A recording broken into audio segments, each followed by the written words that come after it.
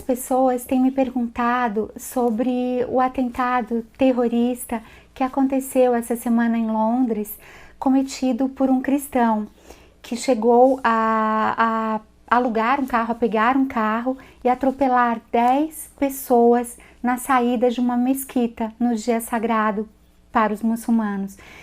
Esse terrorista cristão tem sido apontado pela mídia em geral como o primeiro atentado cristão dos últimos anos, o que é um absurdo tão grande, tão sem fundamento.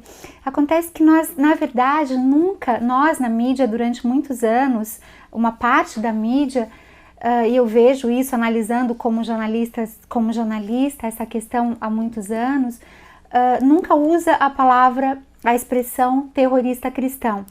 Vamos lá, quantos terroristas cristãos você se lembra? Talvez eu possa te lembrar de pessoas que são fundamentalistas, são terroristas e são cristãos, e se dizem cristãos como eu e você. Você se lembra do atentado de Jim Jones, um pastor cristão norte-americano, que havia fundado um templo nas Guianas e levou à morte mais de 900 pessoas, entre mulheres, crianças e velhos. Ele era um terrorista cristão, o pastor Jim Jones, ainda na década de 80.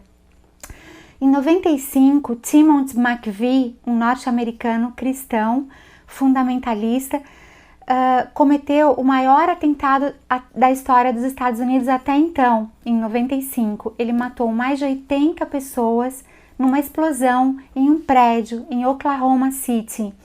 Timothy McVeigh escolheu uma data simbólica, 19 de abril, para cometer esse atentado, porque era uma data simbólica para a extrema-direita americana, em que haviam sido mortos membros de uma seita também fundamentalista cristã, há anos atrás, e 60 membros dessa seita haviam sido mortos pela polícia.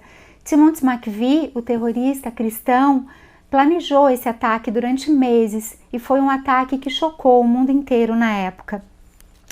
Agora, bem mais recente, houve o atentado do norueguês Anders Breivik, que deixou mais de 90 mortos, a maioria deles jovens da Noruega. Anders Breivik, esse norueguês, se dizia um novo templário, ele se diz membro de uma nova ordem dos templários. Matou em nome do catolicismo, do extremismo católico, que a gente tem visto florescer, inclusive aqui no Brasil, com vários expoentes. Anders Breivik, o terrorista católico, deixou mais de 90 mortos numa ilha da Noruega, em que se reuniam jovens do Partido Trabalhista norueguês, jovens de esquerda, que ele queria matar porque esses jovens defendiam a paz, os imigrantes, os refugiados de guerra que estavam chegando na Noruega. Por que a gente tem tanto esse medo, preconceito, ou isso é tão trabalhado dentro de nós que nós não podemos dizer a expressão terrorista cristão? Nós temos que dizer.